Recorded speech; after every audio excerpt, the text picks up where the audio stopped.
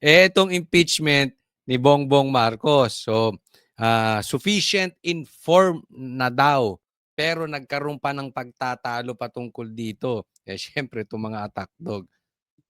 I think it's unnecessary because there is a presumption of authenticity of signatures unless someone or anyone Ang gusto dito nila, kailangan daw yung pumirma nandiyan.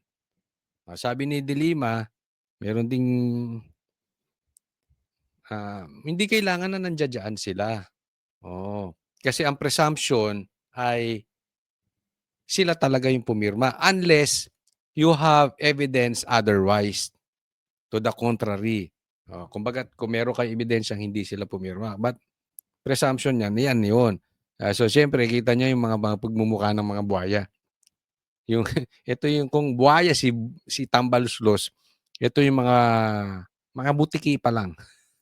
Mga bubuli pa lang. Pero all the same, lalaki rin yung buhaya. questions it. Then it becomes an issue, then that would necessitate asking the affiant or the signatory to confirm or not his or her signature. So, but I think that is very important. Why? Because we are talking here of the sufficiency in form. And one of the very important in the form is the signature itself. Otherwise, baka later on biglang itanggi, paano po yun? And in fact, there are several instances na sinasabi, hindi kanila yung signature. So, sa madaling salita, nagdadrama tong mga animal. Hindi rin natin alam kung anong play nitong mga ito eh. 'Di ba? Kasi ito ay patungkol sa impeachment ni Bongbong Marcos. Hindi rin natin alam naman natin, ito ang one thing for sure. Bata to ni Tambaluslos. Ngayon, hindi natin alam kung pinapakita nila na ginagawa nila yung trabaho nila at hindi nila nilalaglag si Bongbong Marcos. Kasi nga, alam naman natin ang mastermind niyang dalawa. Bongbong Marcos at si Tambaluslos. So, posible nililigtas nito yung amo nila kasi kung matatanggal si Bongbong Marcos ay makakaligtas si Tambaluslos. But sa tingin ko, kung yun yung isang side, pero in my opinion, pinoprotektahan nila si Bongbong Marcos. Ayaw nilang matuloy yung impeachment ni Bongbong Marcos. Definitely, pagka nawala si Bongbong Marcos, na-impeach si Bongbong Marcos, nadala yan sa Senado, tapos na yan. At pag natanggal sa Bongbong Marcos, maituturo, magiging presidente si BP Sara, maituturo to si Tambaluslos na pinoprotektahan nila. Sayang din yung kita nila. Di ba? Di ba, sabi nga, kada pirma may presyo. Kada pirma sa impeachment ni BP Sara may presyo. Gusto nila tuloy-tuloy ang buhay. Tuloy-tuloy ang hayahay na buhay. At alam natin, dyan sa Congress, maraming kontraktor na kinabang sa ghost projects. So they have to protect their business. Jiggy, paglilinaw naman ni Justice Committee Chairperson Jervy Luistro, tanging mga miyembro ng komite at yung mga endorsers lang ng reklamo yung imbitado nga sa komite or sa pagdinig ngayong araw. Giit pa niya, preliminary procedure pa lang yung pagtukoy ng sufficiency in form. Jiggy. At Marian, ano naman ang dahilan ng pag-walkout nito si Congressman Benny Abante? Ito raw, ano daw ang dahilan ng pag-walkout ni Abante? Ilagay nyo nga dyan sa comment section. Sige na. Pakilagay. Ano ba ang dahilan sa tingin ninyo nag-walkout si Abante? Jiggy, nag-walkout nga itong si Manila Representative Benny Abante dahil giit niya hindi sufficient inform yung dalawang reklamo laban nga sa Pangulo. Wala na raw siyang magawa dahil napagdesisyonan na nga na sufficient inform yung mga ito. Narito yung kanyang pahayag. Ang sabi niya, ni Abante, hindi daw siya naniniwala na sufficient inform yung impeachment kay PBBM. Kaya siya nag-walkout. Sabi niya yon. Mamaya sasabihin ko ano yung sa tingin ko. At gusto ko rin makita kung ano sa tingin ninyo, sa comment section. Insufficiency in form. Very clear po yan. And I'm so glad for the rest of those, my colleagues, that supported my objection.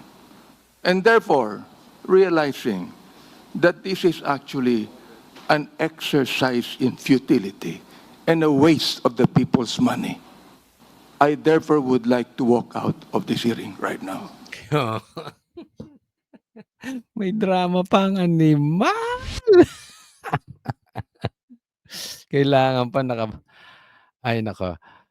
Kita mo pati yung mga kasama mo ng mga buhaya natatawa sa'yo.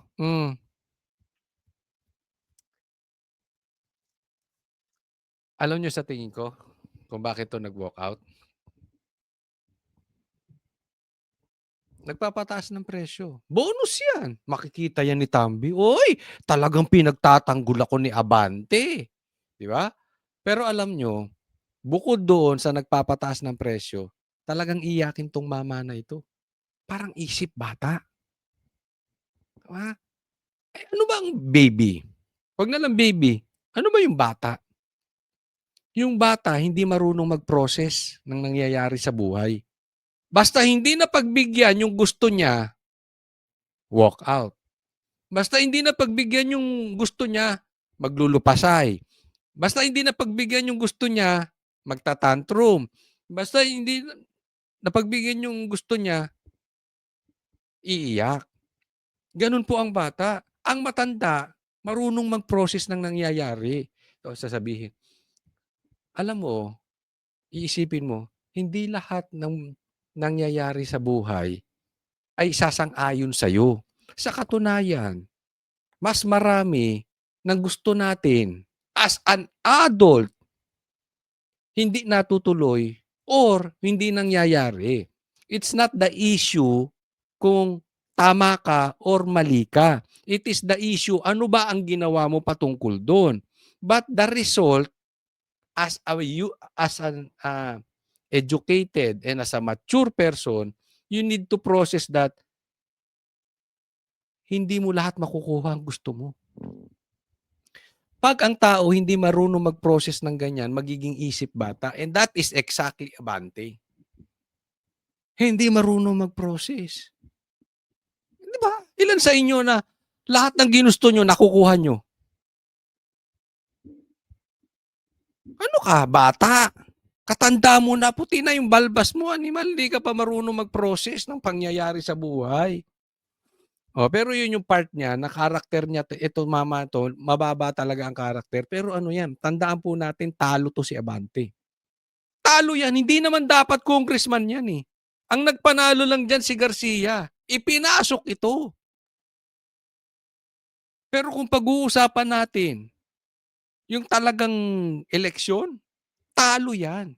So, kailangan niya magpataas ng presyo. Kailangan niyang magbayad. And at the same time, magbayad ng utang na loob and at the same time, magpakitang gilas. Kung sino man kumontrol ng pagkapanalo nitong mama na ito. Ganyan naman yung kasimple. Di ba? Kaya wala kayong aasahan kay Abante. Magbabayad yan ng utang na loob. Utang mo. Utang mo. Bayaran mo. Utang ka. At Marian, yung susunod na pag-uusapan ay yung substance, kailan to tatalakayin? Yes, Jiggy, bukas naman tatalakayin ng Justice Committee kung sufficient in substance yung mga reklamo. Sa deliberasyon, bubusisiin kung yung mga alegasyon laban sa Pangulo ay tatayo bilang grounds for impeachment. Sa ilalim Tanong daw kung tatayo daw yung Pangulo. po ng saligang batas, 6 lamang yung grounds for impeachment. Yan yung culpable violation of the Constitution, treason, bribery, betrayal of public trust, graft and corruption, at other high crimes. Posible bang mabasura itong mga reklamo kung hindi ito lulusot na sufficient in substance. Yan muna ang latest. Yun ang pasado na kasi dalawa yan eh. Para bago nilang i-debatehan yan, kailangan pasok muna sufficient in substance and sufficient in form. Yung sufficient in form, pasado na, okay na. Inaantay na lang sufficient in substance. palagay ko naman papasa rin. Magpa-positive din sa substance si Bongbong Marcos. Marcos! Bongbong! Ikaw daw ay lulong sa substance. So, pasado yan. Siguradong may substance sa dugo ni Bongbong Marcos. Sabi ng kapatid mo, hindi nga lang bangag eh. Ano sabi ni PRRD, di ba? Bangag to si Bongbong. Oo. Yung bangag kasi, mas light yan. Yung bangag kasi pwedeng bangag ka ngayon, bukas hindi na, tapos mga 1 buwan ka nang hindi gumagamit. Yun yung bangag. Kaya ngayon, wag na nating tawaging bangag si Bongbong. Lulong. Yan ang sinabi ni Amy. Ang lulong po talaga, halos araw-araw yan. Lifestyle niyan. Madalas yan. Malalim na ang problema sa droga. Ayan si Bongbong Marcos pagdating sa sufficient in substance. Lulong. Next topic po. Ito, next natin, pag-usapan natin na malala na si Bongbong Marcos. Malubhana. Malubhana dati ang kalagayan ni Bongbong Marcos. Mas lumala pa ngayon. Pinapa-impeach na siya. Pumasa na yung unang pag-hearing nila kanina. Tapos, bukas may hearing ulit. Tapos, lumala pa. Lalong naging malubha ang kalagayan ni Bongbong na kuyari. Ito, pag-usapan, papakita ko sa inyo. Binalita mismo ng mainstream media. Sa research, mula sa 57% noong Setyembre, bumaba sa 48% ang trust rating ng Pangulo nitong December 2020. Grabe, no? From 57%, bumaba ng 48%. 9 yan. In just 1 month, bumaba ng 9% ang trust rating ni Bongbong Marcos. Walang yak, Bongbong Marcos. Malala na yung kalagayan mo. Malala na ang kalagayan ng Pilipinas. Lalo ka pang lumalala. Talagang mamamatay to si Bongbong Marcos,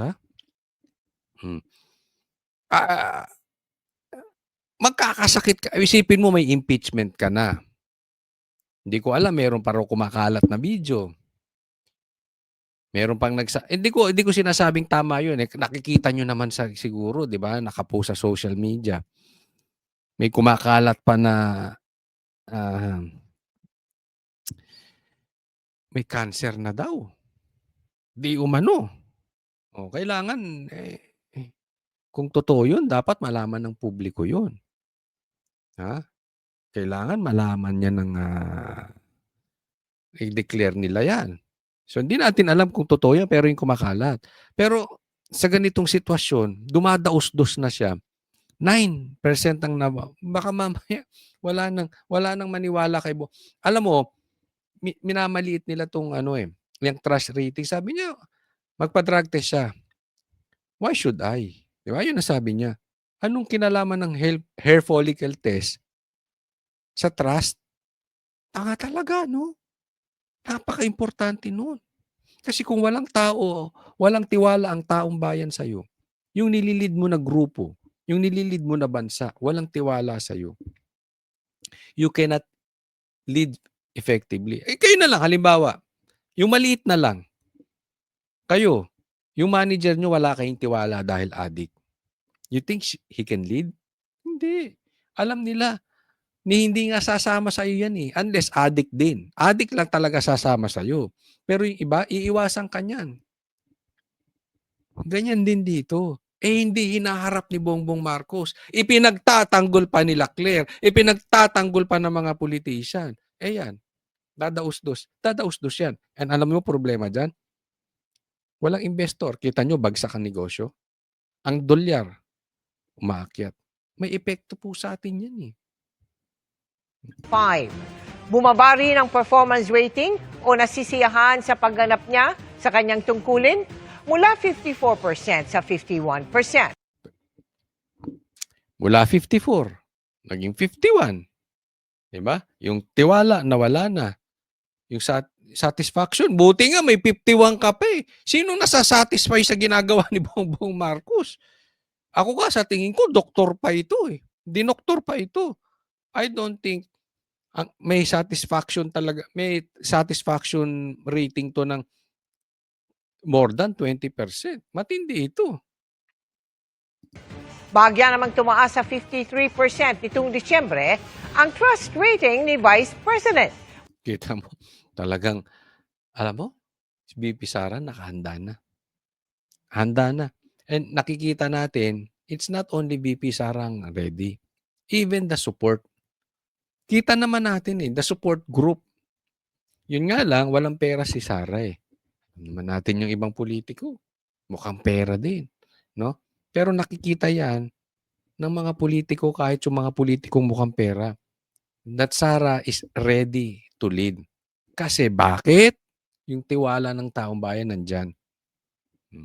Mula sa 51% noong Setyembre, habang mula sa 49%, tumaas sa 54% ang performance rating ni Duterte. Pataas ng pataas di ba?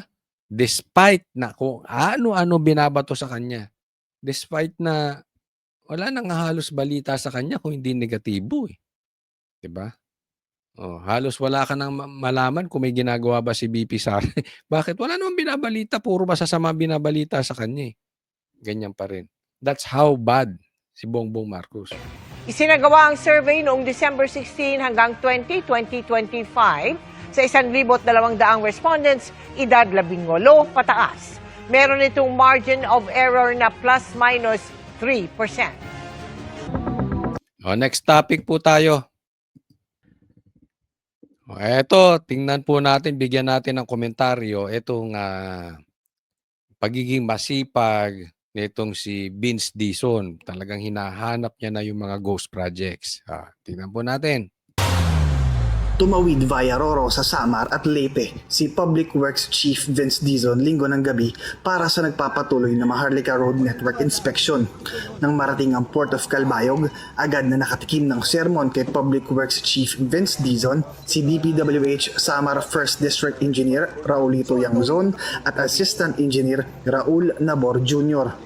Dahil yan sa anya ay kapabayaan ng mga inhinyerong mag-secure ng height clearance sa Philippine Ports Authority kaugnay sa patuloy na isinasagawang pantalan. Di ba ano yun? Basic yun? Ba't hindi ginawa nito mga bata mo? Problema to ha?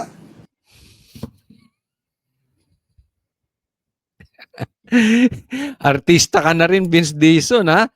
Pa-sermon-sermon ka pa nang nasa TV. Anak ka ng tatay mo. Merong bagong telenovela. Ha? Gusto mag-artista nito? Meron kang bagong show, ha? Sinermonan. Ang paghahanap ng ghost projects. Plastic. Alam mo, bibigyan kita ng payo, Vince Dizon. Gusto mo ako na bumili ng ticket mo papuntang Ilocos Norte. Kasi kahit anong drama gawin mo dyan, kahit anong pagtatanggol na gawin mo dyan, kahit anong paglilinis na gawin mo dyan, kahit anong excuses na gawin mo dyan, hanggang hindi ka nakakarating ng Ilocos Norte, hindi matutuwa ang taong bayan sa mga trabahong ginagawa mo. Kasi nga itinuturo na ang Ilocos Norte na napakadaming ghost projects. Gaano ka ba katagal? Nagbibisikleta ka ba? Nang hindi ka makarating-rating?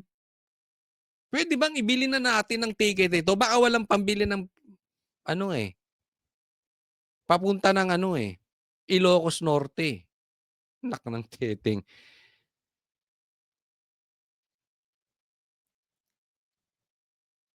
Akala mo, makukuha mo yung tao mo sa ganyang kakadrama mo? Alam mo sino lang natutuwa sa drama mong yan? Si Bongbong Marcos. Are you serving Bongbong Marcos or the people? Hindi yan drama ng ganyan. Hindi na epekto yan. Nung una, nakatutuwa pa tao sa'yo eh. So, natutuwa nung pinasok tong DPWH. Maraming natutuwa sa'yo, including me. Pero sabi ko, makikita natin ito. Kung ito, sasayaw lang sa agos o maninindigan. Di ba sabi nga ni Libiste, naiipit lang daw siya. So, pero kailangan mong maging matapang. Hindi ka, anong klase ka? Umalis ka na dyan kung ikaw ay naiipit at magpapaipit ka. Puntahan mo Ilocos Norte, ang tagal mo. Di ba? Ang dami mong pinupuntahan, ang dami mong drama, ang dami mong pinapagalitan, yung hindi mo check-in kung totoo. Pinapakita na nga ng tao, eto na video ng Ghost Projects, ba't di mo puntahan? Pagdasal nyo na maayos natin to. Kasi kung hindi at kailangan baguhin to,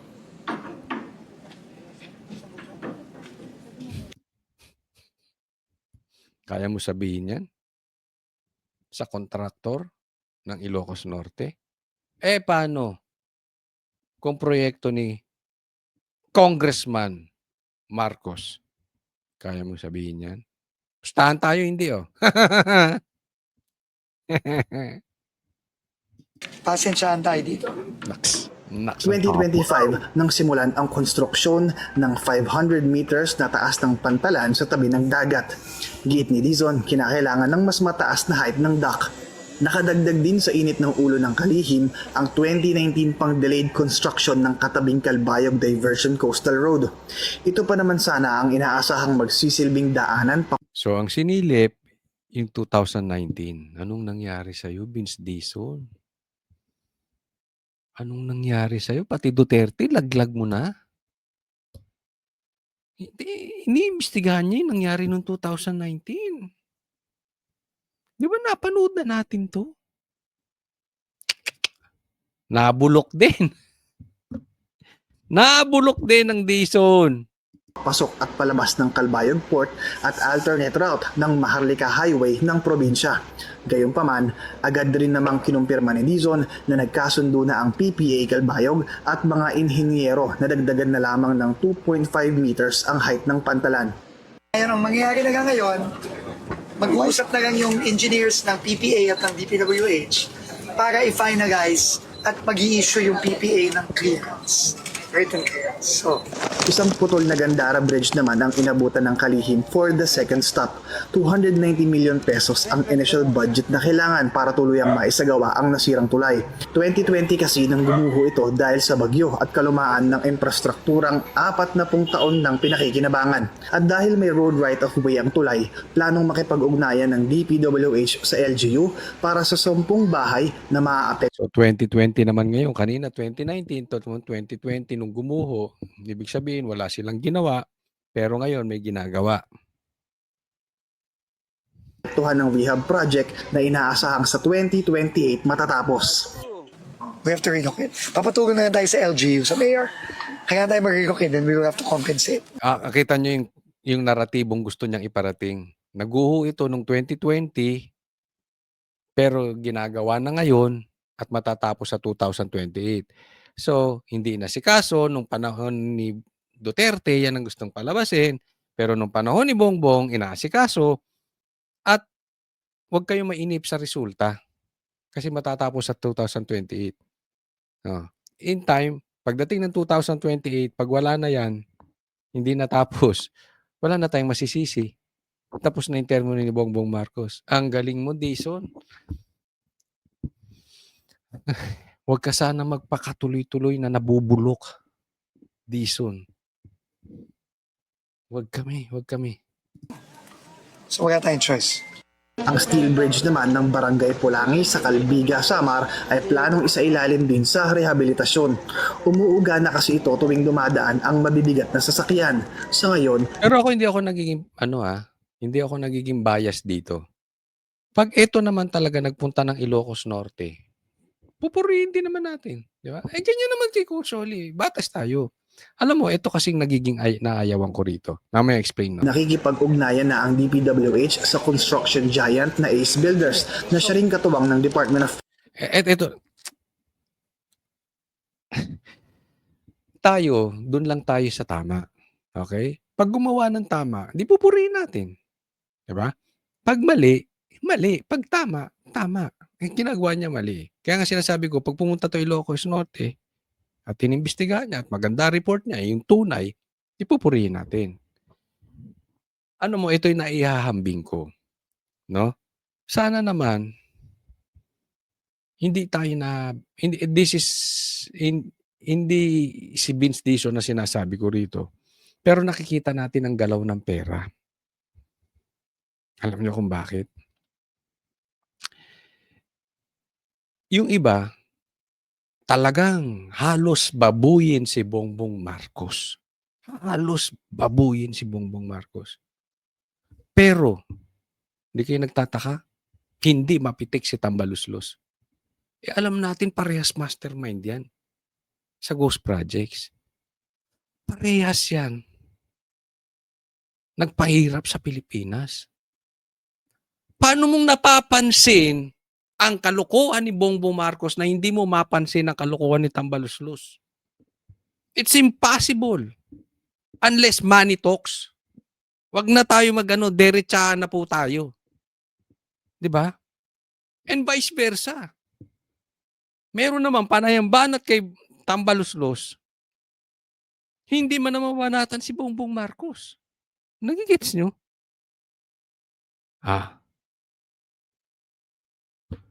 Pag ganun naman, imposibleng nakita mo ang kalukuhan ni Tambi, hindi mo makita ang kalukuhan ni Bongbong. That is impossible. Unless money talks.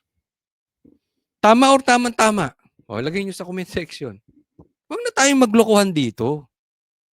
Mag-iingat po tayo dyan sa mga doble kara, ha? Mag-iingat tayo dyan. Gising po mga Pilipino. You know why? Ba't ko kayo ginigising? Ang dali nilang makita. Doon pa lang, alam mo may problema na eh. And at the same time, alam nyo, kalat ang pera. Grabihan ang pagtatanggol sa mga mastermind dahil they have the money. Ang dami na isinanla sa kasamaan yung kanilang credibility dahil sa pera. Ingat po kayo dyan. At alam ko kung hindi kayo panatiko ng politiko, hindi kayo panatiko ng vlogger, or hindi kayo panatiko makikita nyo ito eh. It's easy to spot them. Kaya mag-iingat tayo sa pagtitiwala. Transportation sa konstruksyon ng foreign assisted project na Metro Manila Subway Project. We have expressed interest to help out in the major projects, the priorities of the President, the highest priority of which is Daang Maharlika. So, magandang sign ito. Ayon Huwag na nating pag-usapan to si Vince Dizon. Hanggat di pupunta ng Ilocos Norte, walang saysay yung mga sasabihin nitong mama na ito. Etong pagpapalit ng liderato sa Senado. Dito ako excited talaga. Alam nyo, matagal na nating sinasabi ito. Matagal na nating kinakalampag yung mga senador. Galaw-galaw, palitan nyo na si Tito Soto.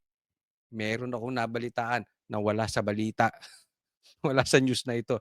Mamaya sabihin natin. Okay. Nitong weekend lang umugong ang bali-balita ng posibilidad ng pagpapalit ng liderato muli dito sa Senado. Kaya nakausap ko kanina si Senate President Tito Soto at tinanong ko siya tungkol dyan. At anya, wala naman daw kumakausap sa kanyang mga senador o kahit sino mang senador na nagsasabing gusto siyang patalsikin o pababain sa pwesto. Gayunman, aminado ang leader ng Senado na si Senate President Soto na posibleng may ilang mga senador na hindi gusto o may hindi masaya sa kanyang liderato. At ano ba ang... Ito, pag-usapan natin dyan. Meron daw ugong-ugong patungkol sa palitan ng liderato. Okay? At wala naman daw kumakausap kay Tito Soto. Paano ka kakausapin? Ikaw nga yung papalitan. Bobo talaga to. Bobo na ito si talagang graduate to sa School Bukol University. Tapos nagpipiling abogado.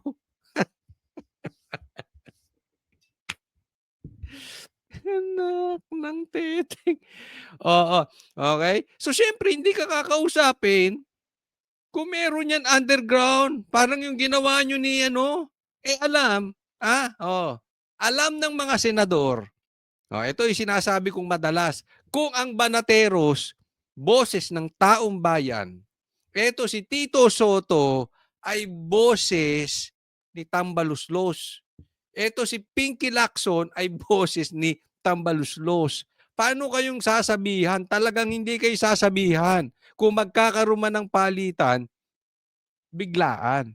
At yung pangalawang sinasabi, na maraming dismayado sa inyo. Paano hindi magiging dismayado? Tingnan yung ginawa nyo. Ang baboy. Grabe ka baboy ng investigasyon nyo sa Blue Ribbon Chairman, sa Blue Ribbon Committee. Tapos sasabihin mo pa, ano mo, narinig ko dito may nagsabi. Tatapusin na daw yung Blue Ribbon kasi okay na. Tanga lang ang magsasabi noon, hindi siya tanga, matalino ito. Tanga lang ang magsasabing sasang-ayon doon. Alam nyo kung bakit? Wala pa ngang sino lang ang naituro yung mga senador na alam naman nating walang kinalaman? Yung mga congressman na hayahay na mayroong mga ghost projects ng mga kontraktor, wala nga kayong nakasuhan. Yung mastermind na amo mo si Tambaluslos, Laya, talagang itong dalawa nito si Pinky Lacson, ililigaw talaga hanggat nakaupo tong mga animal na ito. Walang mangyayari. Pwedeng dahilan dyan, Jiggy. Posible daw na yung balasahan sa komite. Kung matatandaan mo, Jiggy, nag-report ako sa iyo last week tungkol doon sa naging desisyon ng mayorya na palitan ni Senator Amy Marcos bilang chairman ng Senate Committee on Foreign Relations. Bakit? Dahil major committee ang Senate Committee on Foreign Relations. Kaya dapat daw mapunta yan sa miyembro ng majority bloc. Pero si Senator Amy kasi ay pagkakaalam Ibalik nyo na si Marcoleta nung nakaupo si Chis Escudero dyan. Ang ayos-ayos nyo, mga animal. Sa Blue Ribbon. Nung nakaupo si Marcoleta at saka si Chis, maayos. Pero alam nyo, palitan nyo lang to si Tito Soto. Siguradong mapapalitan yan si Pinky Lacson. Gumalaw-galaw naman kayo. 'Di ba? Bagay na bagay. Ako, sa akin lang kung ako tatanungin, bagay na bagay si Chis Escudero bilang Senate President. Nakita naman natin ang nangyari. Si Pia Cayetano, yung magkapatid na at Cayetano, mga abogado tong mga to. Ito si Tito Soto, abogaduhan. Pero kahit naman siguro kahit sino sa Senado, mukhang mas maayos pa. Palagay ko mas maayos pa, ilagay na lang si Lito Lapid. Mas may silbi pa yung si Lito Lapid dito But seriously ganun po ka-worst ito si Tito Soto bilang Senate President. Kaya yung mga the likes of Lito Lapid pwede na no? Pero kung gusto talaga natin yung mga maayos, yung mga abogado, yung mga binanggit ko sa inyo, yun ang dapat ilagay dito. nga natin, matagal na siyang miyembro ng minority bloc. Pero sabi ni Senate President Soto, kumpiyansa naman siya at base sa kanya pakikipag-usap sa kanya mga colleagues dito sa Senado, solid ang suporta sa kanya ng majority bloc at hindi nga raw niya kailangan na magsagawa ng loyalty check dahil lagi rin naman niya nakakausap sa chat group yung kanya mga kasamahan dito sa Senado. Pero Jiggy, ano man daw ang mangyari, handa si Senate President Soto. So solid daw yung majority bloc. Okay? At hindi daw niya kailangan ng loyalty check at nakakausap daw niya sa group chat. Tatandaan mo, Tito Soto, politiko ka rin. Balimbing ka.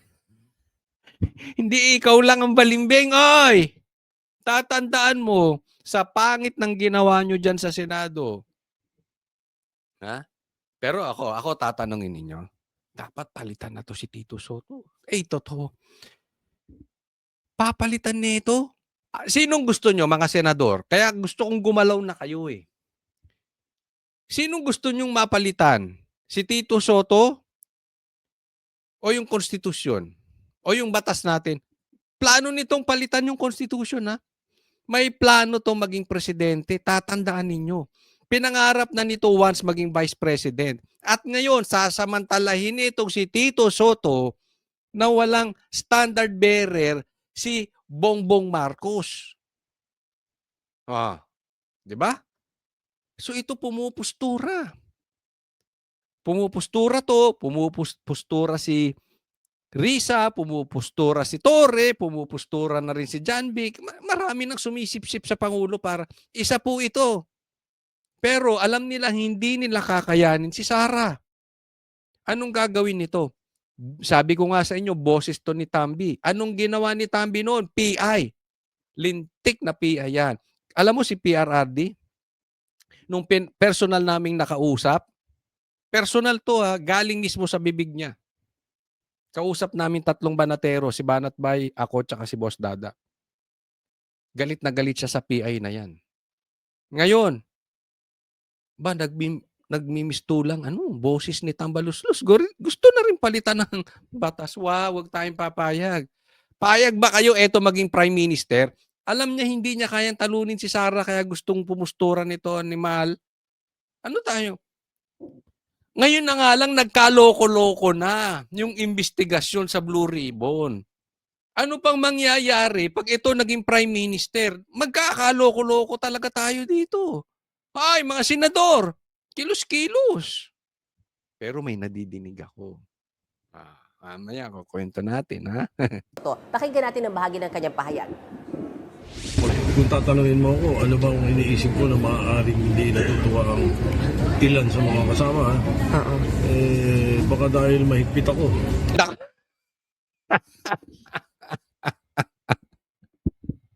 Kumadyante talaga ito. Hindi mo pa rin iniwan yung Itbulaga ni Mal. Kaya daw maraming nadidismaya sa kanya dahil mahigpit siya. Hinigpitan mo. Ang gago. Hinigpitan mo yung ebidensyang itinuturo si Tambaluslos. Hinigpitan mo yung Blue Ribbon, yung committee nyo dyan, nang hindi maituro yung mastermind na si Tambaluslos saka si Bongbong Marcos. Hindi dahil mahigpit ka. Ako mo ito, komedyante talaga. Mahigpit ako sa insertion sa budget. Pero may Mahigpit pero sa insertion sa budget. Ay, makapag-Pepsi na nga, baka maka-insert. Ako'y, saan na ba yung Pepsi ko rito? Hindi nyo ako nilagyan ng Pepsi. Pambira, paano ako maka-vlog na ito ba?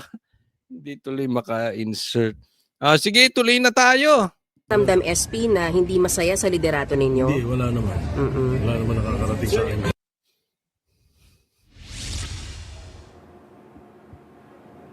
Jiggy, nito lamang weekend, may mga lumabas din na post sa social media, paramdam o tanong na posible nga raw ba na magkaroon na sa kauna-unahang pagkakataon ng unang babaeng Senate President o leader ng Senado. So natanong ko rin Senate President Tito Soto kaugnay niyan, sabi niya marami siyang nababasa sa social media at ang ilan daw dyan, fake news. Oy, fake news. At Mayan, ikaw dyan, insider ka na talaga dyan. Tingin ba may sapat na numero para mapalitan si SP Soto?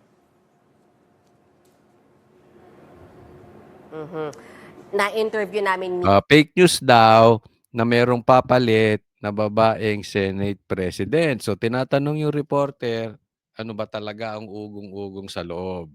mismo, Jiggy, sa Senate Minority Leader Alan Cayetano at siya mismo nagsabi walang numero para patalsikin Senate President Tito Soto. Ilan ba kailangan, Jiggy? 13. 13 at pataas o mas marami sa 13 ang kailangan para makapagpatalsik or makapagpalit ka ng liderato dito sa Senado. And so far, wala raw ganyang numero. Gayunman, kinumpirma ni Senator Alan Cayetano na tuloy-tuloy ang pag-uusap at discussions ng minority bloc na may malaking numero, Jiggy, siyam sila. At pinag-uusapan kung kaugnay sa direksyon na tinatahak ngayon ng Senado, kamusta ba ang liderato, masaya pa ba sila o hindi? Narito ang bahagi ng pahayag ni Senate Minority Leader Alan Peter Cayetano.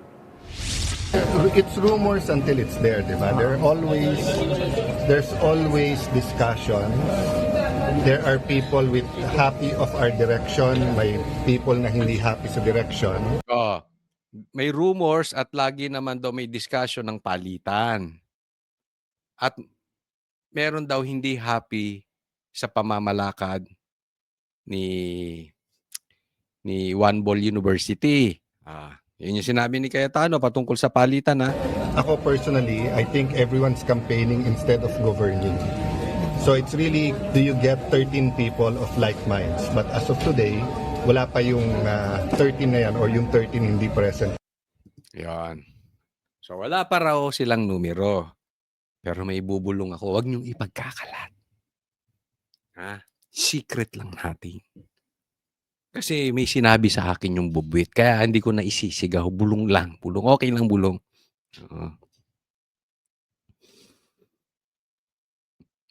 They have no choice. Ang nakarating sa akin, wala na daw silang choice. Kung hindi, palitan si Tito Soto. Kung totoo man yung source ko, that I don't know. Pero masasabi ko sa inyo, narinig ko to. At pag nangyari, baka sabihin ninyo, tsamba. Lalong-lalo na, nababo yung investigasyon. Lalong-lalo na, kung makakapasok yung impeachment ni Bongbong, kailangan hawakan ang Senate nang hindi harangan nitong si Tito Soto. So ako nakikiusap, kung tama man yung nadinig natin, maraming salamat naman. Kasi alam nyo po, ang tagal ng inaantay ng Pilipino yan. Ang tagal na po. No? Sa katunayan, wala na nga nag-aantay ng Blue Ribbon hearing. Ang inaantay ng mga Pilipino, mapalitan yung dalawa, si Tito at saka si Lacson. So sana yung nadinig ko ay tumama. Ako gusto ko to si Cayetano, si mga Cayetano, abogado, si Cheese, mga abogado, Marcoleta. Yung meron talagang abogado na kitang-kita mo na walang kiling. Di ba? Obviously, ang hinahabol, mastermind. Walang pinoprotektahan, walang kinikilingan. Dapat gano'n. No? Sa Lunes ata. Diretso na nga tayo. Yung ibang mga senador, anong reaksyon dito sa usaping ito? Jiggy, si Senator Erwin Tulfo, yung sinasabing papalit kay Senator Amy Marcos bilang chairman ng Senate Committee on Foreign Relations, sinasabi niya wala siyang nakikitang dahilan bakit kailangan magpalit ng liderato ang Senado sa pagkakataong ito. Natanong din namin kanina si Senator Risa Hontiveros, Senator Jive Ejercito na parehas na member ng Majority Bloc. Tinanong namin, meron bang nangangampanya o kumausap sa kanila para magpalit ng liderato? Ang sagot nila, wala. Wala daw. Si Eric Silvester, wala daw. Si JB tsaka si Risa. Kung magkakaroon ng palitan, they know kung sino ang dapat kausapin. Ganun lang kasimple yun eh.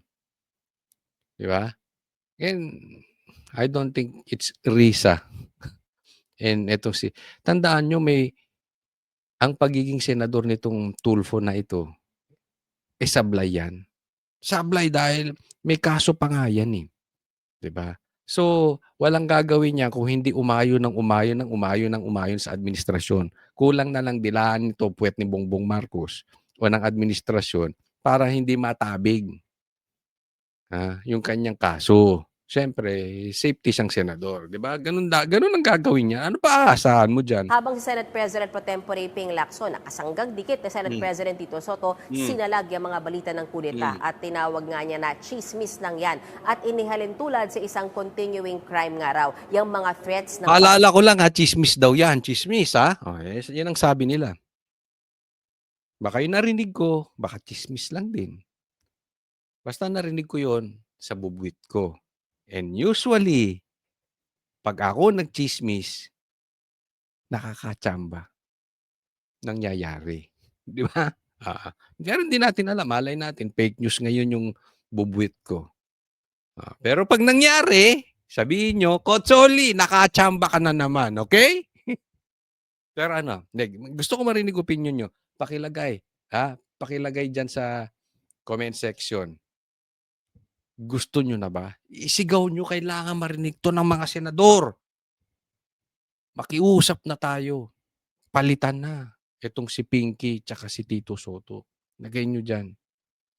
Papalit ng Senate President. Yan muna ang latest mula dito sa Senado. Balik sa iyo, Jiggy. Yan ang ulat ni Okay, next topic po tayo. Pag-usapan natin itong si Boying. Meron siyang matinding pasabog.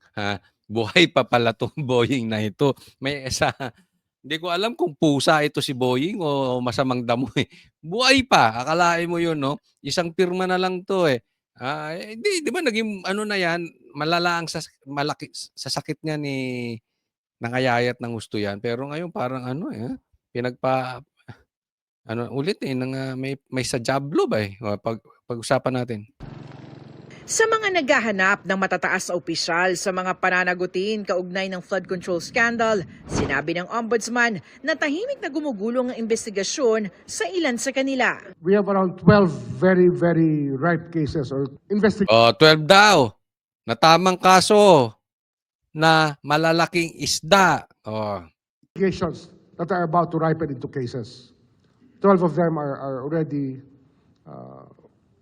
in the answering process. You know, the respondents have started filing their counter affidavits. Kasama rito si dating Public Works Secretary at ngayon Senator Mark Villar. Nako, dinali si Villar. Bakit? Bakit kanyo? Dinali si Villar. Villar kasi para hindi lumipat sa minority. 'Di ba? Kailangan nila ng numero. 2 Villar na senador. Tutuluyan talaga 'to ni Boying. Pero pag tumahimik at hindi pumirma itong Villar na ito sa kabila sa minority, hindi yan tutuluyan. Pustahan tayo.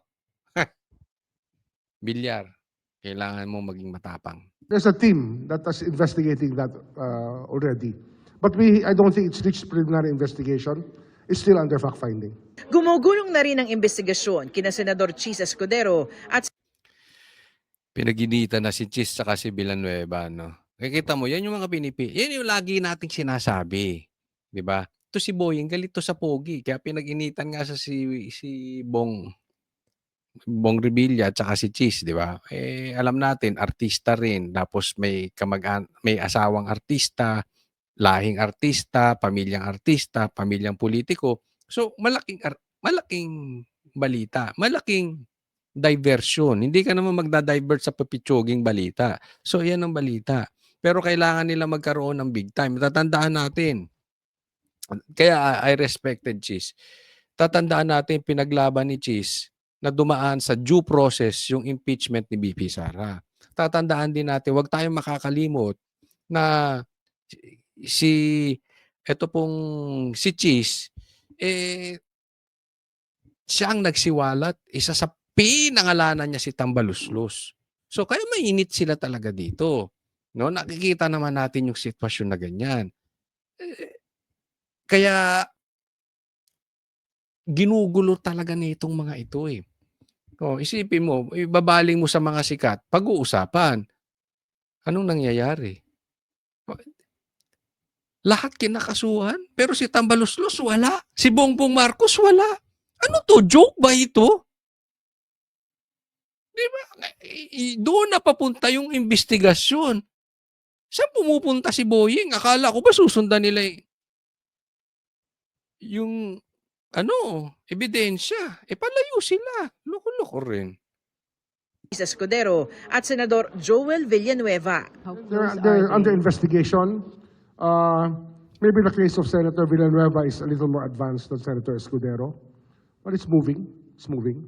But we just have to be careful. Hindi na, miski na. Excuse mo pa. Moving eh. About every move that we make on these matters. Nauna nang tinanggi ng 3 senador ang pag-uugnay sa kanila sa flood control scandal. Si Villanueva nga nakapagsumite na ng kanyang counter affidavit sa pag-usad ng investigasyon ng DOJ sa ilang reklamo. Di ba? So, 3 senador agad dyan. Okay? Ano yan? Pananakot yan. Bilyar, cheese, Villanueva, bumaligtad na kayo. Ganyan lang yan eh. O, pustahan tayo. Pag bumaligtad sa majority, isa, lalo-lalo na to si Villar, nasa majority na siya ngayon. Kaya lang, pag ito hindi tumawid sa minority, ngayon nagkakaroon ng posibilidad na rigudon sa leadership ng Senado, tinan mo, hindi tutuluyan. Pag ano yan, tutuluyan yan, tinan nyo. Yan po yung ginagawa ni Boyeng, it is protection. This is my opinion. And I know, ang taong bayan, ito rin ang ano. This is to protect Tambaluslos and Bongbong Marcos. Para kontrolado nila Senate. So ipitin nila itong mga to na alam nilang naninindigan laban sa ghost projects.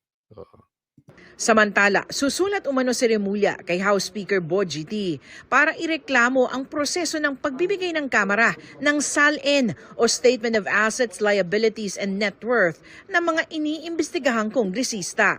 Idinahilan sa kanila ng House Secretary General's Office na kailangan pa raw na dumaan sa plenaryo ang SALN request nila. Lately, our teams have been having a hard time getting the SALNs of congressmen we are investigating. Because the Secretary General's office is saying, I've been told, that it has to pass through plenary for them to release. Sabihin nyo, binabagalan nyo lang. Excuses kayo. Pagdating sa Senado, ang bilis ninyong kilos. Pagdating sa walang nakakasuhan sa Congress. Sa lower house. SALN. And I don't buy that excuse. Yeah, I don't buy that excuse also. Ginagamit nyo lang yan. Kasama ka na doon. Huwag mo kaming lokohin. I do not understand why they have to stonewall or give us a hard time with that. Nais rin ni Remulla na masilip ang umano'y conflict of interest ni House Secretary General Cheloy Garafil sa isyong ito. The Secretary General now used to work for some of the people we're investigating. That's why we are seemingly, we're just harboring suspicions that they may be protecting people. Stop doing that because this is a very urgent matter for the country. Kinukuha pa ng GMA Integrated News ang panig ni Garafil. Kaugnay naman ng pahiwatig o feelers umano ni Zaldico na pinapadala sa pamamagitan ng mga pari. Kung seryoso anya ay kailangang mag-restitute o magsoli siya ng perang nakuha umano sa gobyerno. It's a significant amount of money. Billions. Billions, of course. Ano? Yeah. Makikipag-usap ka, wala kang kasalanan, tapos wala kang bibigay, wala kang isasoli. Anong pag-uusapan natin? Ay, wala daw siya ibibigay. Bigyan mo si Boying. Bigyan mo na ng pera. Wala ka ibibigay. Bigyan mo na ng pera yan to si Boying. Alam nyo, ito nga sinasabi ni Marcoleta na hindi ko maintindihan bakit hindi nila maintindihan ni abogado sila. Paano ka nga magsosoli? Wala pa namang desisyon kung magkano ang isosoli. Yung restitution, isasampa pa yan sa korte. Ito na desisyon na, no? Ito yung ninakaw niyan. Ibalik mo. Sino magsasabi? 'Di ba? Alam nyo ba kung walang magsasabi ng amount? At sino, halimbawa sasabihin ni Boying, ito ibalik mo. Hindi mo, sino siya? 'Di ba? Hindi yung ganyan. Tatandaan po natin. Ito ay parang malawakang gawain lang ng MMDA tsaka traffic enforcer na iba. Bakit? Ganito, ito explanation dyan. Ang sinasabi nila, sino magsasabi ng ibabalik? At dyan ang pagmumula ng korupsyon. Halimbawa, sino dito? Taas ang kamay ng nahuli sa traffic. Tapos sasabihin sa'yo, ay, magse-seminar ka dyan, 5,000. Sasabihin sa'yo ng traffic enforcer, hindi ko nila lahat, pero yung iba, alam naman natin, wag nyo nang itago, nangyayari sa atin yun. Traffic enforcer, MMDA. Hindi man lahat, pero nangyayari. Realidad po yan. Okay, 5,000. Sasabihin niya. Wag na. Pakiusap. Wag na lang boss, ang laki masyado, tsaka wala akong oras, nagtatrabaho ko, hindi ako ano bang pakiusap mo? 'Di ba ganyan ang tanong agad, ano ba pinapakiusap mo? Baka puwede mo akong patawarin. Anong pakiusapan natin? Sige ito na 1,000. Wag mo na lang ako anuhin. Ganyan ang mangyayari, sino magdedesisyon, kunwari bilyon, ay saldi ko. Hindi ko sinasabing si Boying lang kung saan man dadaan yung proseso nila. Yung proseso ni Boying, kung saan man 'yan or kung sino man ang maniningil. O sige, 1 billion 'yan saldi ko. Saldi ko. Balik mo yung 1 billion. Pwedeng sabihin, hindi ganito na lang. Ibalik mo 300 milyon na lang. Yung 50 million, padalan mo ko maleta. Ako nang bahala dyan. Ako na. Yan yung pinapaliwanag. Pagmumulan yan ng korupsyon. Even Mike Defensor sinabi yan. Even Marcoleta. Delikado yan. Dapat, alam yan, legit yan. Ito, inutos ng korte, ito ang ibabalik, ito. Tapos ang usapin. Pagka ganyan yan, mauuwi tayo sa lagayan. Hindi, papayag ba kayo ng ganyan-ganyan? Hindi ko sinasabing pinagtatanggol ko si Saldico. Hindi ko pinagtatanggol si Saldico. Pero yung style nyo, bulok.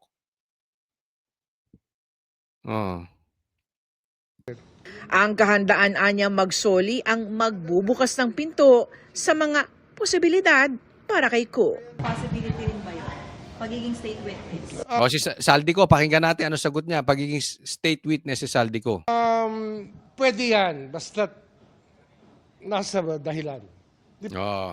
Pwede maging state witness si Saldico. Depende sa dahilan. Anong dahilan? Ituro mo yung mga senador, si Bong Revilla, si Chis Escudero, si Villanueva. Huwag mo ituturo yung mga kontraktor dyan sa lower house. Huwag mo ituturo yung bossing natin. Bawiin mo. Si Tambaluslos tsaka si Bongbong. Ganun lang yan.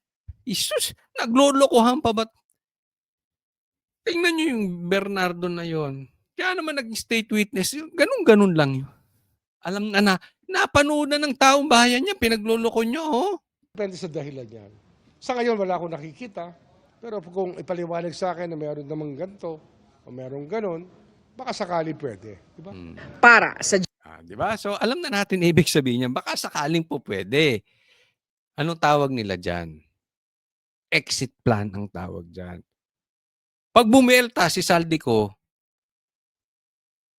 ng mga itinuro, binitawan si Tambaluslos tsaka si Bongbong, gagawin nila state witness. Yun na yung exit plan niya. Pwede naman siya talaga. Sinabi ko na yan, pwede. Kasi may pinakita siyang bagong ebidensya. Bolain yung lelang yung ano. Next po tayo. Eto. Pag-usapan natin etong bilyar. No? Ginigipit tong bilyar. Alam naman natin yan. Okay? Hindi natin pinagtatanggol tong bilyar. Pero ang issue ko dito, malalaman natin kung duwag ba ang bilyar.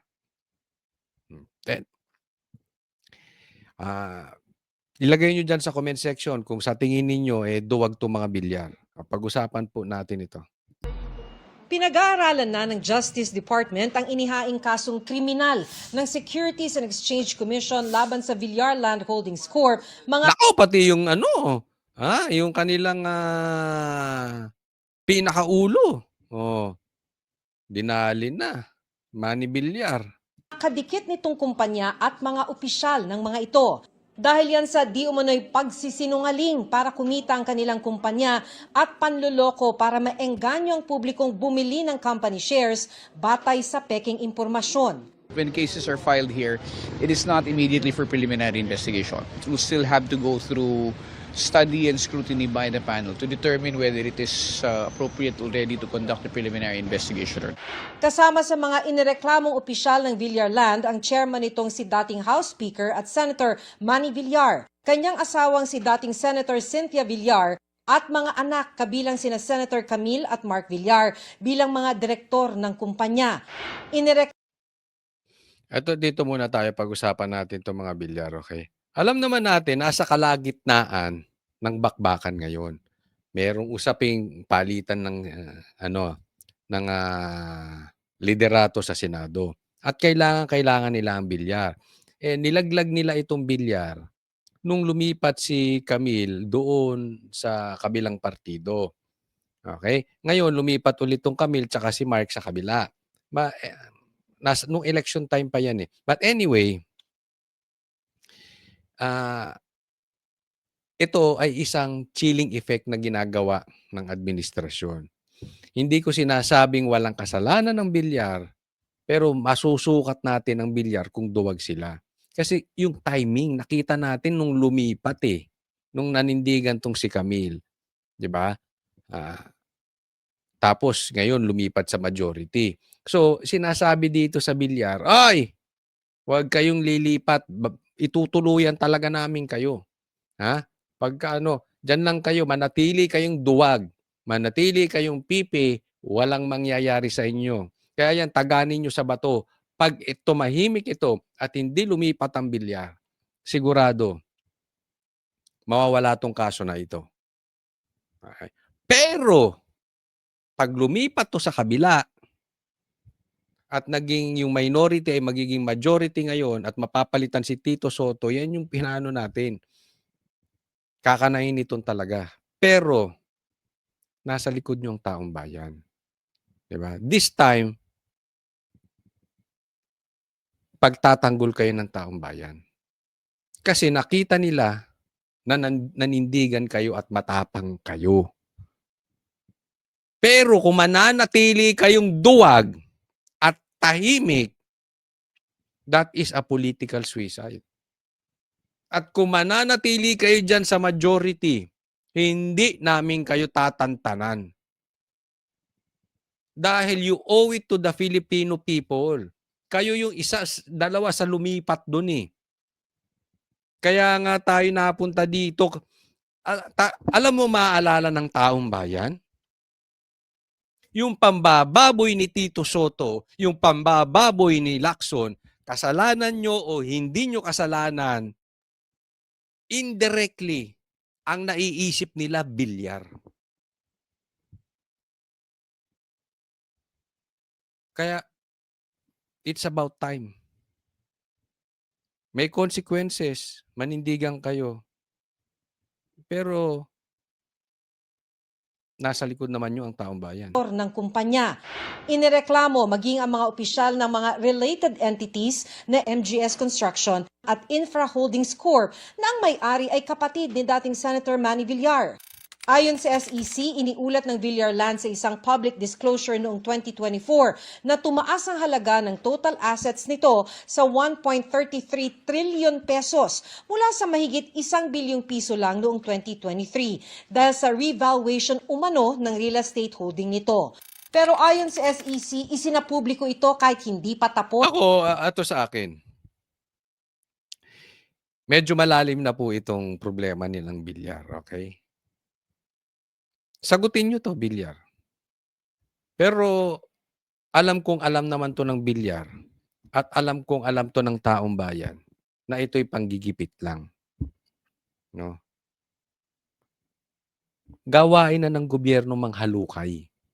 This is not the first case. Napanood na namin yan for the end time. Gagawin talaga ng gobyerno, halukatayin. Ginawa nila kay Pastor Kibuloy, ginawa nila kay Cheese, ginawa nila kay Villanueva, ginawa nila kay Bong Revilla, ginawa nila kay Lebiste. Pag talagang yung timing talaga, manghahalukay sila. Ganyan, tinatakot. Pero malalaman natin, kung itong bilyar, mahal lang ang sarili nila o may panindigan. Maraming salamat po doon sa mga nanood hanggang sa huli. No? Mga sumusubaybay sa vlog ko, mga nanonood simula't simula hanggang sa huli. Maraming salamat po sa inyo. Huwag pong kakalimutan, nagpapaalala lang ulit, napaka-importante ng pag-like nyo sa video na ito At sana mag-subscribe kayo doon sa mga hindi pa nakapag-subscribe. Maraming salamat po. God bless everyone.